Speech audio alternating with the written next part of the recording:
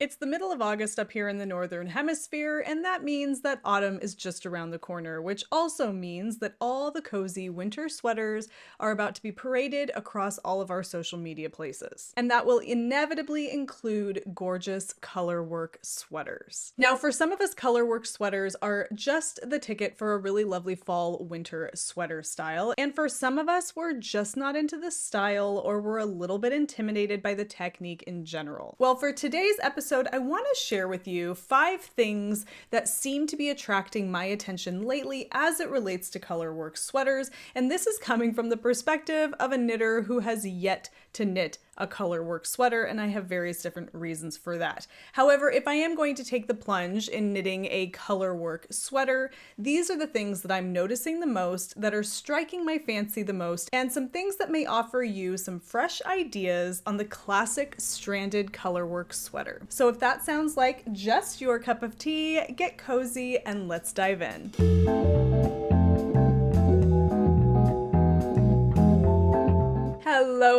Hello, and welcome to the Wool Needles Hands Midweek Ramble. My name is Taylor, and I will be your host. Today's video was actually a suggestion from a viewer over at the Wool Needles Hands tip line. Most Midweek Ramble videos are produced based on suggestions from viewers in the comments of videos or over on the Wool Needles Hands tip line at woolneedleshands.com. If you would like to leave me a suggestion for future Midweek Rambles, head over to woolneedleshands.com/tipline and you can leave those suggestions there.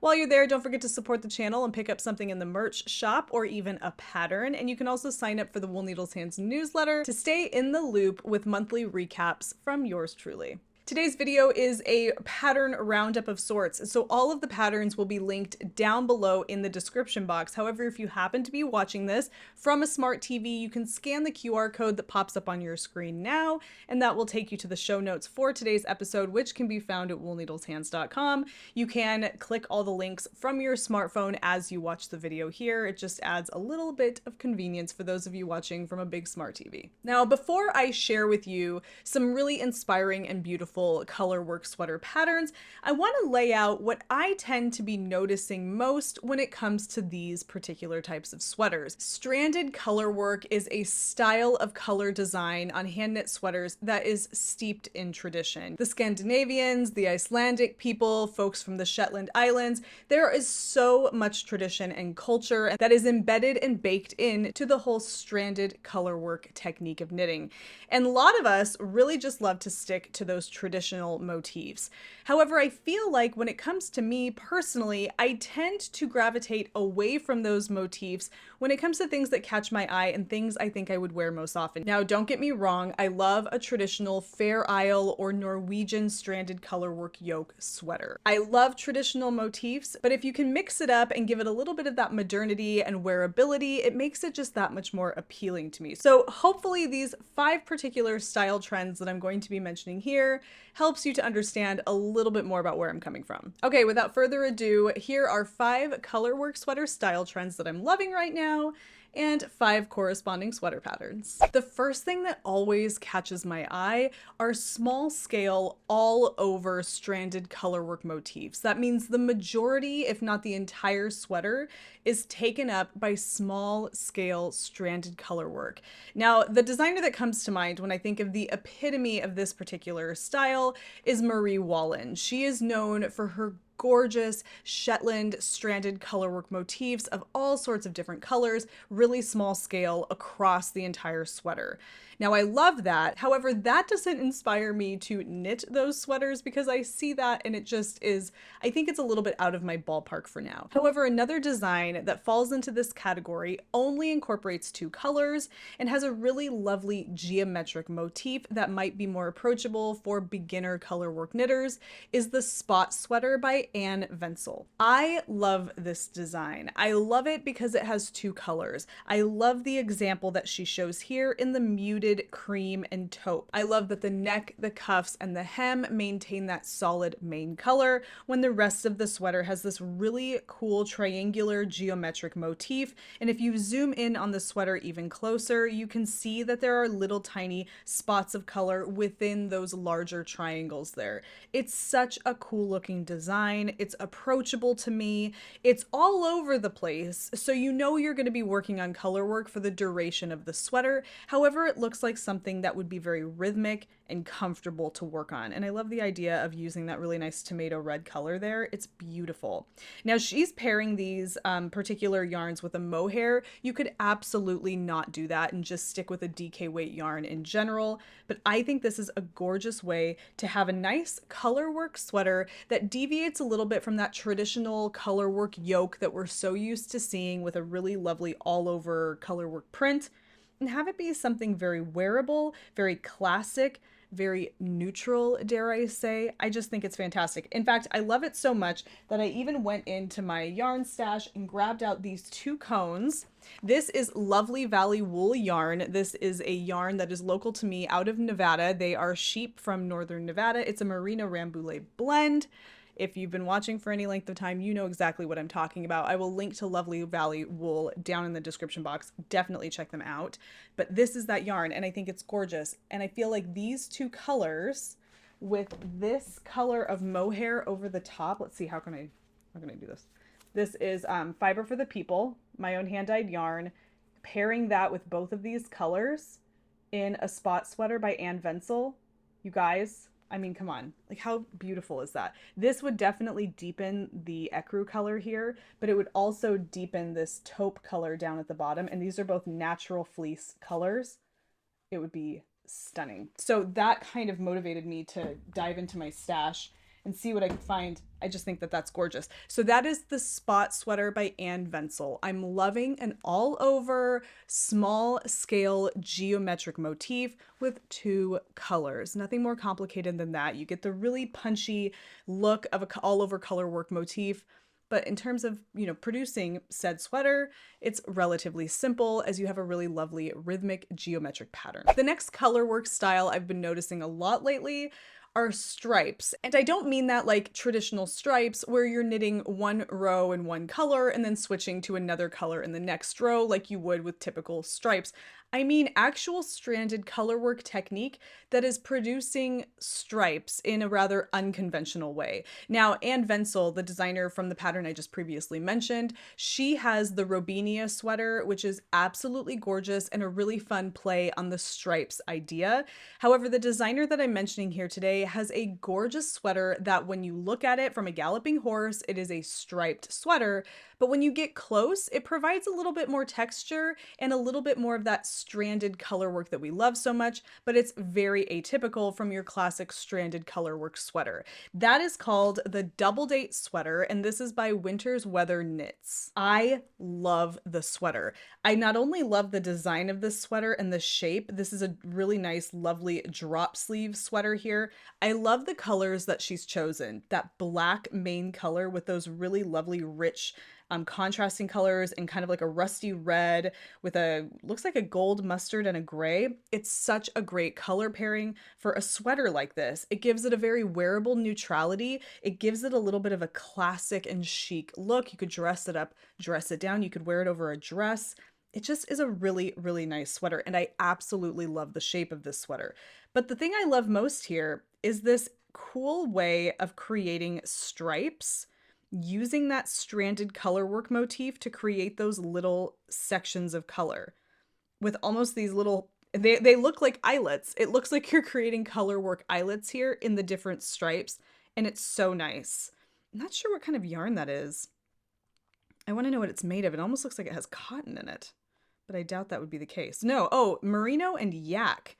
What a beautiful yarn by Julie Aslin. Oh, so pretty. So that is the Double Date sweater by Winter's Weather Knits. It's inspired by Gilmore Girls, and I love it. So finding really cool color work sweaters that have an interesting take on everyday stripes is right down my alley right now. And there are tons of examples of this on Ravelry. If you have your own, please drop them down in the comments. I am all about vintage, simple vintage flower floral vibes. Now, not like all over floral. I don't really love that. It kind of has, it's too busy. It's too much. But the idea of a little flower print that's simple and not too busy, repeated all over the sweater just sounds so lovely, especially if the silhouette of the sweater is a cozy kind of, not voluminous. I don't want it to be oversized, but I don't want it to be a really form-fitting fancy sweater. I want it to be something cozy and snuggly with a really nice simple floral print. And I have to be completely honest, the pattern I'm about to share with you, I think is what inspired this in me. I wasn't just looking through Ravelry saying, when will somebody create something with simple floral prints that, you know, repeat across the pattern on a cozy silhouette? Seeing this particular design came first, and now this is what I'm looking for. So I tend to try to find other patterns that are doing something similar, but honestly, this is the only one that I've found. And this is the Anemone Sweater by Pernille Larsen. You guys, this sweater is adorable. I have not been inspired to knit flowers, I don't think ever. It's just not really something I'm drawn to, except this sweater has got me. I think it is gorgeous. I love the simplicity of the flowers here. I love the colors that are being used. Very vintage, but very wearable. I imagine that that assortment of colors has such a nice range of cool and warm that you could really wear this with anything. And I love the silhouette of this sweater. The sleeves are really wide with a very narrow cuff. It has a really nice, I want to say that that would be considered a drop shoulder sleeve. I mean, correct me if I'm wrong, but that's what that looks like. I just think it's such a great looking sweater overall. But that little simple floral pattern, you guys, I'm crazy about it. Now there's one project down here where it shows it on a person. And this particular person has hers a little smaller than what I would want. I would want mine to be a little bit larger on my body, but it looks fantastic on her. And how cute it looks with those jeans. It's just such a cool looking sweater. It's not too feminine if you tend not to be very feminine. It's also not too girly because this is an adult version of what I think is a child's sweater. And so when I say girly, I mean like young girl. It's just the right amount of that like floral femininity, if you will. I'm crazy about it. I was trying to find something similar, and the closest thing I was able to find was by the company Best Way from a long time ago, a vintage pattern that is no longer in print as far as I know. And I believe it is A2083. Now, if somebody could go and take the lovely floral print on A2083 from Best Way and put it onto a really cozy silhouette and have it, you know, tessellate a few times, I don't think that's the right word. Repeat, whatever. I mean, I would be very, very appreciative of that. I think that would be an adorable sweater. So check it out. What is it called? Flower Top A2083 from Best Way. We need that on a cozy silhouette, you guys. I'm telling you, this simple vintage floral motif, it's going to be a thing. I promise. Mark my words. Another thing that catches my eye often is color blocking. Now, just color blocking in general always catches my eye. However, I've noticed a trend lately with sweaters that are incorporating what kind of appears at first glance to be color blocking. However, the section that would be the color block section is incorporating a really tight color work motif, like colors that are really close together. Not pinstripes, but sometimes it's chevrons, sometimes it's some other, you know, color work motif that's really small scale or compacted in one broad area, and it creates this color block look. And I love that. And the one that I'm using here as my example is the, I'm probably not going to say this right, but I want to say the Joel sweater. It could be the Jewel sweater. I really don't know, and I'm not going to get any better with the designer's name. Is it Aegyo Knit? My son's name is Angus with an A-E at the beginning, so I have to assume that's a long A sound. Aegyo Knit. The Joel sweater by Aegyo Knit. It's gorgeous. It's this really lovely like deep drop shoulder, almost a dolman sleeve sweater with a high neckline. The first, like the whole upper part of this sweater, like the whole half of the sweater, even beyond the yoke, is that gorgeous, you know, taupe color. I'm loving it. There's mohair in there. I love that. But the bottom section of this is a lovely chevron color work situation that's happening in that nice, like gunmetal gray color. Actually, no, it's like a slate black. And I think the color draws me more than anything. Just neutral on all counts, and I absolutely love this. This is a sport weight sweater. There's a mohair pairing going on there. The samples of this, I'm seeing it here on this other individual. Oh my gosh. Oh, I think I like that better than the original. Look at that really pretty green. It's so good.